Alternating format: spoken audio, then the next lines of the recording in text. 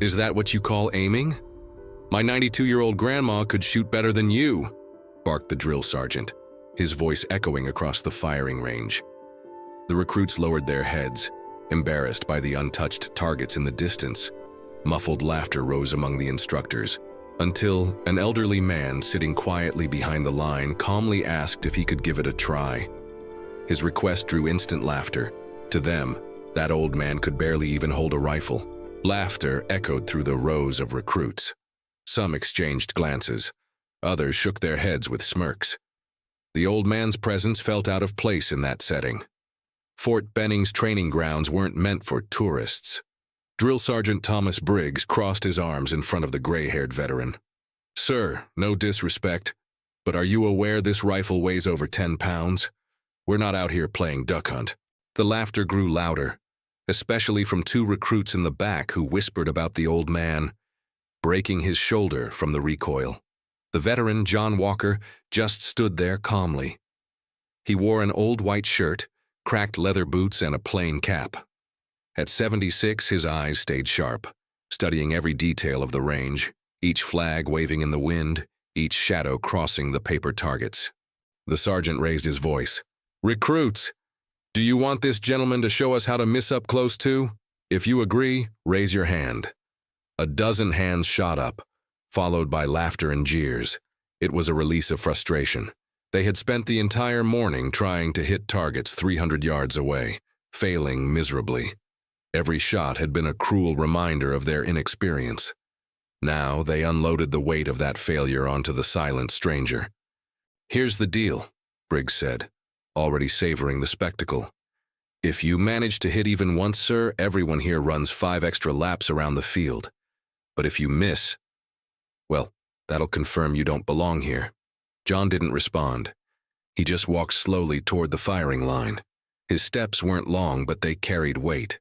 The rifle the recruits had left on the table, an M4 with a modern scope, looked almost out of place in his calloused hands.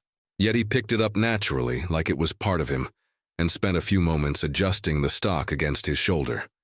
The recruits watched, some nervous, others mocking. Briggs stepped closer, his tone still dripping with sarcasm. "Need help lying down on the mat, sir? Don't want you ending up in the infirmary before you even pull the trigger." The old man lowered himself without hurry, bracing his elbow with precision. There was no tremor in his hands. The field sank into an uneasy silence, broken only by the wind weaving through the trees. "Remember, boys," Briggs said, turning to the recruits, "marksmanship isn't just about pulling the trigger. It's technique. It's control. This man is about to show you exactly how it's not done." John looked through the scope for a few seconds. He calmly adjusted the turrets, took a deep breath. One recruit muttered under his breath, "He doesn't even know how to use that sight." "I'll change my name if he hits the target," Briggs added. "He's going to miss bad, count on it." John slowly lifted his head, locking eyes with the sergeant. There was no anger there. He returned to the rifle, breathing deeper this time. He studied the flag beside the target, then shifted his gaze to a nearly invisible branch moving differently than the rest. His eyes followed the flow of the wind, as if he were reading a language no one else understood. Then, without rush, he squeezed the trigger. The metallic sound of impact reached them 2 seconds later. A sharp clang rang out against the steel dead center of the target. The range froze in absolute silence. The laughter vanished as if someone had cut a wire. Briggs blinked, stunned. The recruits looked at one another, jaws hanging. Harris, the only one who had backed the old man, let out a quiet, "Damn," almost under his breath. John slowly stood up, laid the rifle back on the table, and wiped his hands on his jeans. He didn't say a word. He just walked back a few steps, returning to the same spot where he had been sitting before. The silence now weighed heavy, uncomfortable. Sergeant Briggs tried to gather his authority, but his voice came out weaker than he wanted. "Just luck. Everyone gets at least one. Don't fool yourselves." But none of the recruits actually believed that excuse. They had seen it. The calm, the precision, the ease. Nothing about that shot was luck. The clang still seemed to echo as the wind swept back across the range, stirring the short grass. No one moved for a few seconds. Then whispers began, short, broken fragments, as if they were afraid to disturb something they couldn't quite understand. Sergeant Briggs cleared his throat, trying to recover the rhythm of training. "Show's over. Back to drills. Harris, set up line 2. Collins, handle the ammo resupply." His voice came out steady, but his eyes betrayed doubt. He cast one last glance at the old man, like someone trying to fit a strange piece into a manual that had no chapter for it. John Walker sat back down on the worn bench. There was no arrogance in his face, just the calm of someone who had seen enough not to be impressed by applause or by ridicule. He stayed there, eyes fixed on the shimmering mirage over the heated gravel. And then, as it sometimes happens with men who carry memories without showing them, the training ground in front of him blended silently into another place, another light, another sound. The memory came with the smell of fine dust and hot stone. Vietnam. A nameless ridge, pale afternoon, shadows stretching long. John was younger, but the calm already lived inside him. Beside him, lying in the dirt, was Master Sergeant David Ortiz, the mentor who spoke softly and taught without speeches, the kind of man whose presence organized the chaos in others' heads. "You're fighting the wrong wind, Walker," Ortiz had said that afternoon, his face half covered by a rag filtering the dust. "You're answering the one that shouts, not the one that whispers."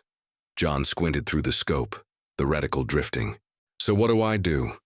Ortiz pressed his cheek to the stock but didn't fire. He just watched. "Find the fold." The fold.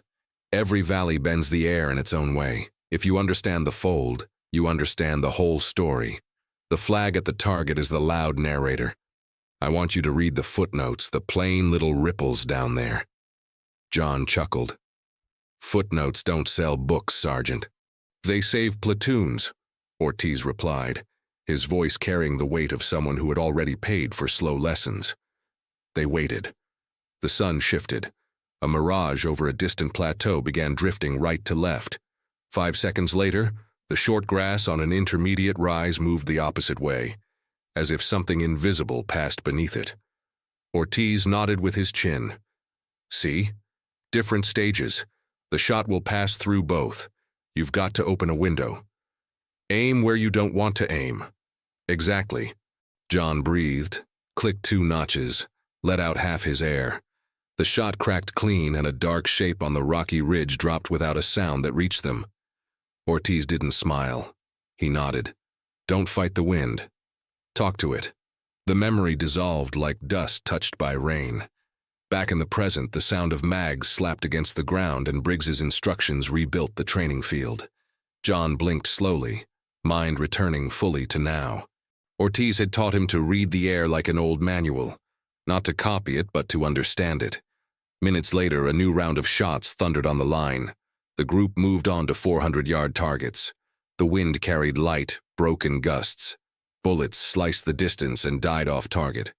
Frustration mounted. The clock offered no mercy. Briggs barked instructions. "Half mil, 2 clicks right, keep your cheek welded, breathe." Nothing stuck. His eyes strayed once more to John. Not with mockery now, but like a man consulting a map he didn't know. He stepped closer, his voice restrained. "Sir, I don't normally encourage civilian interference, but what did you see?" John rose from the bench with a small effort. No theatrics. He stopped at the edge of the line, never crossing the yellow tape. He pointed with a short-nailed finger at the ridge halfway out. Then he tipped his chin toward the open field. "Don't just watch the flag," he said evenly. "Look midway, see how the grass barely moves, that's where the truth is." Briggs frowned, not fully grasping it, but gave the order. "Harris, Collins, adjust the sights like he said." 2 shots split the air. Then, 2 metallic clangs rang solid against the targets. Heavy silence fell. A low whistle slipped from one recruit, quickly stifled. Nobody laughed. Briggs drew a slow breath, masking his shock. Again. John stepped back. He claimed no credit, preached no sermon. He just watched the recruit's shoulders drop a notch. The tension in Briggs's jaw loosened half a tooth.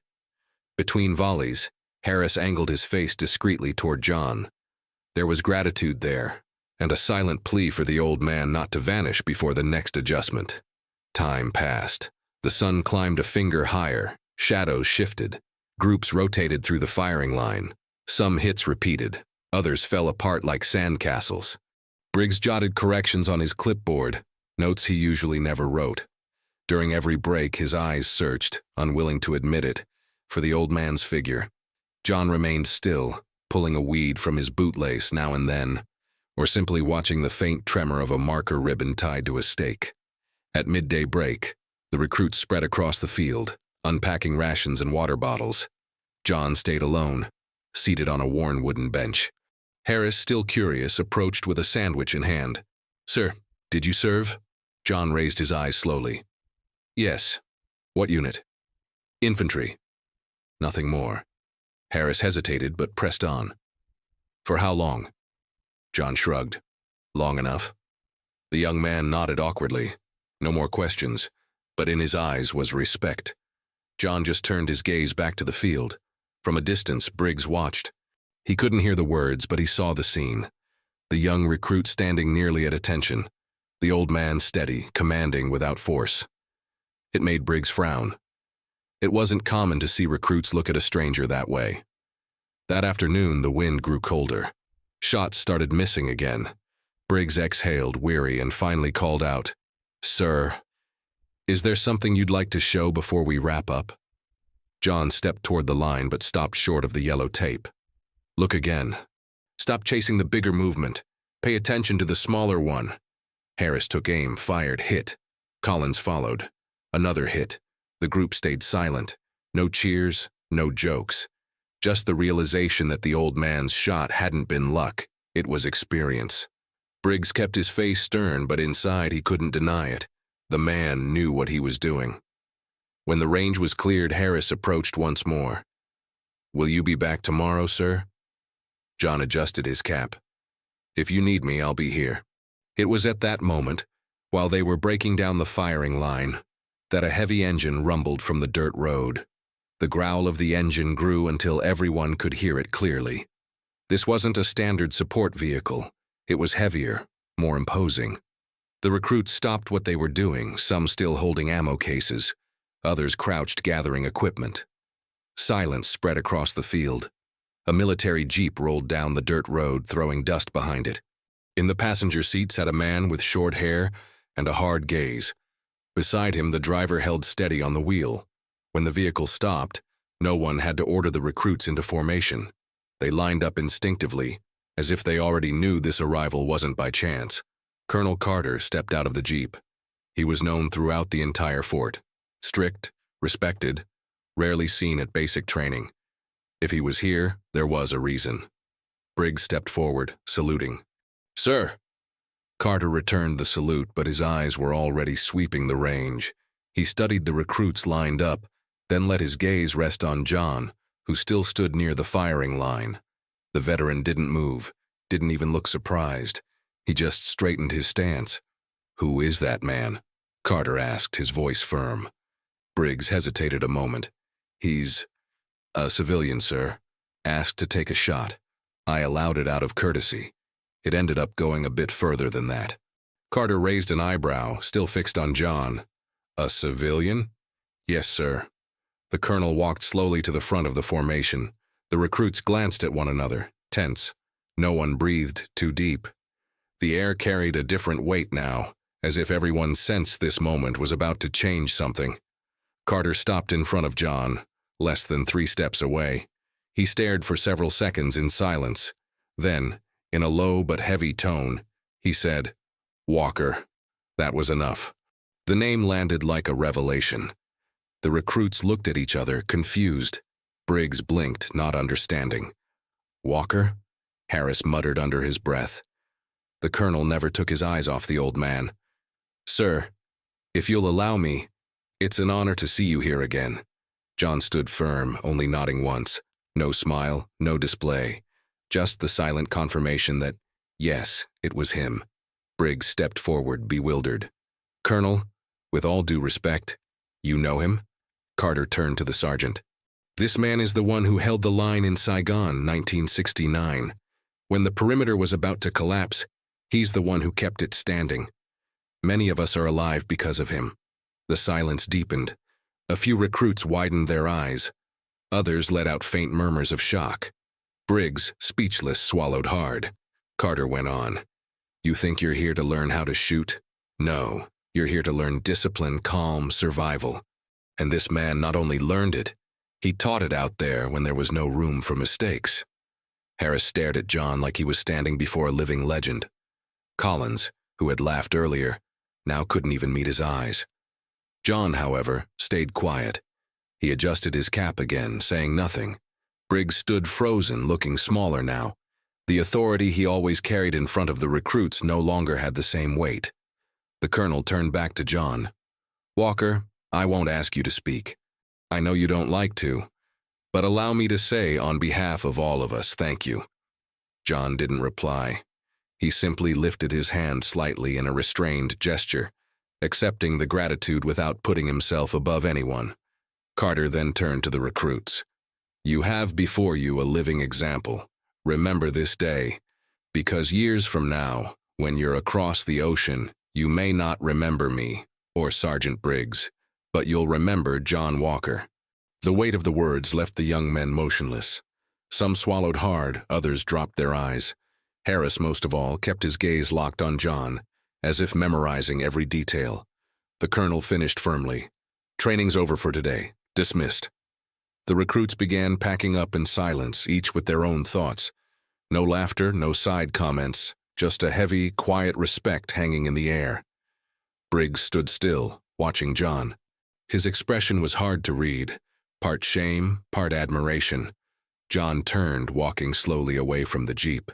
He just kept going, but the young men's eyes followed him until the end. None of them would ever forget the scene. And as the dust stirred by the vehicle still hung in the air, something had already shifted on that training field. It wasn't about hitting targets anymore. It was about respect, earned in the simplest way, silently, through action. The dust on the road had already settled when the range returned to its usual silence. The colonel was gone. The recruits had gathered the spent casings, and now they were heading back to the barracks. But the weight of that afternoon didn't fade. Briggs walked slowly, his steps heavy.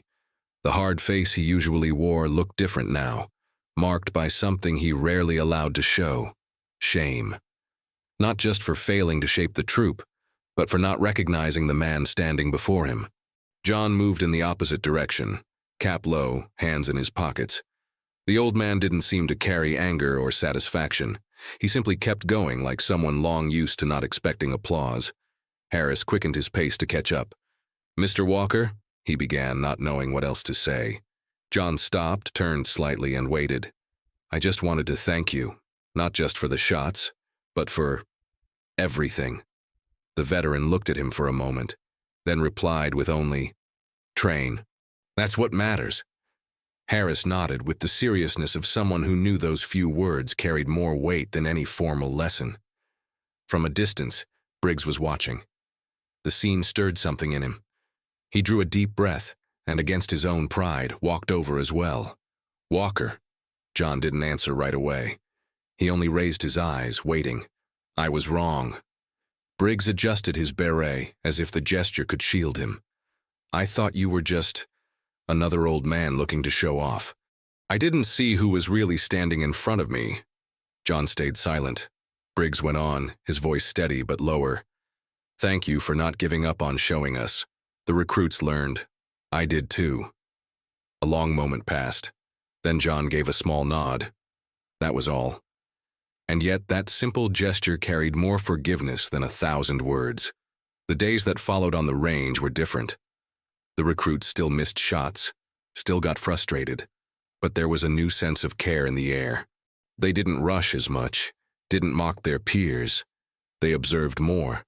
And when the wind shifted, many looked first to the smaller details, the grass, the dust, the horizon, remembering what the veteran had taught. John didn't return every day, but from time to time he showed up, never announced, never asked permission. He would arrive, sit quietly near the firing line and watch.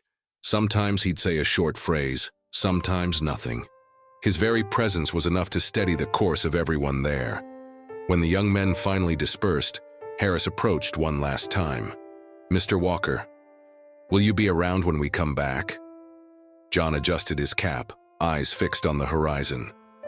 "If the wind blows, I'll be here." And he kept walking, never looking back. The recruits stood in silence, watching him disappear down the road. No farewell gesture, no speech. But none of them returned to the range the same, because they had learned that life is a long lesson in humility, and John Walker was the best teacher. If you enjoyed this story, click the like button and subscribe to the channel for more stories about heroes who deserve to be recognized.